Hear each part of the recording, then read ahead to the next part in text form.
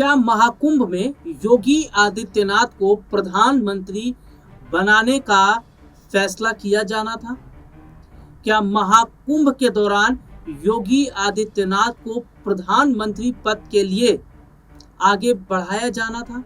क्या एक बड़ा फैसला उस वक्त लिया जा सकता था? लेकिन ये फैसला क्यों टल गया?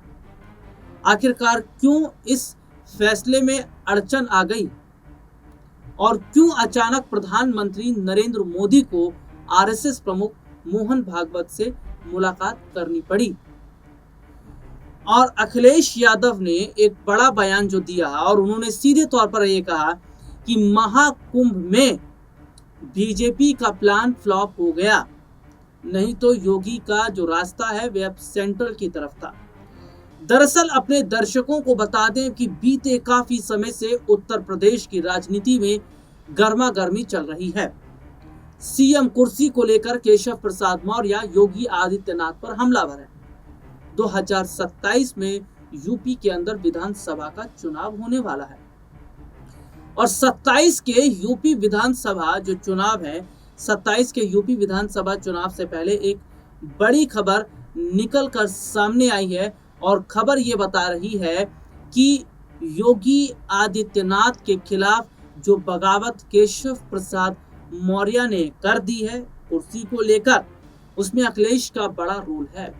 अखिलेश यादव लगातार केशव प्रसाद मौर्य को समर्थन दे रहे हैं। अखिलेश ये कोशिश कर रहे हैं कि किसी भी तरीके से उत्तर प्रदेश में बीजेपी के अंदर फूट डाली जाए। लेकिन एक बात को आप गौर से सुनिएगा कि जो महाकुंभ में प्लान अगर था योगी को पीएम पद के लिए आगे बढ़ाने का, तो प्लान क्यों फेल हुआ?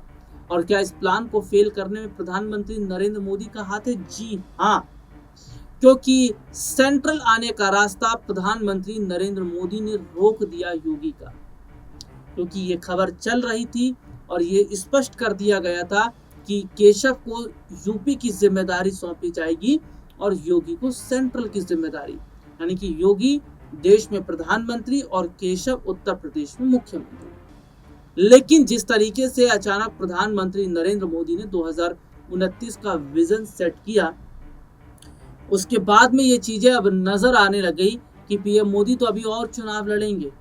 और जो विपक्ष इंतजार कर रहा था कि प्रधानमंत्री नरेंद्र मोदी रिटायरमेंट ले लें, पीएम मोदी कब रिटायरमेंट ले रहे हैं, उन तमाम अटकलों पर उन्होंने विराम लगा दिया। और 29 का विजन सेट करना यानी कि वो ये बताता है कि पीएम मोदी आगे भी चुनाव लड़ेंगे और आगे भी वो पद पर बने रहेंगे।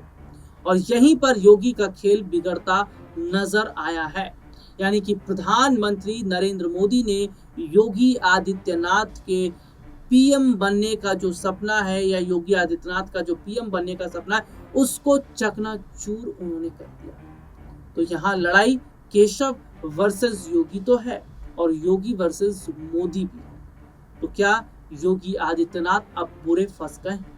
क्योंकि केशव प्रसाद मौर्य ने मन बना लिया है, या तो सीएम कुर्सी उन्हें चाहिए, नहीं तो वो बगावत कर देंगे, पार्टी को छोड़ देंगे।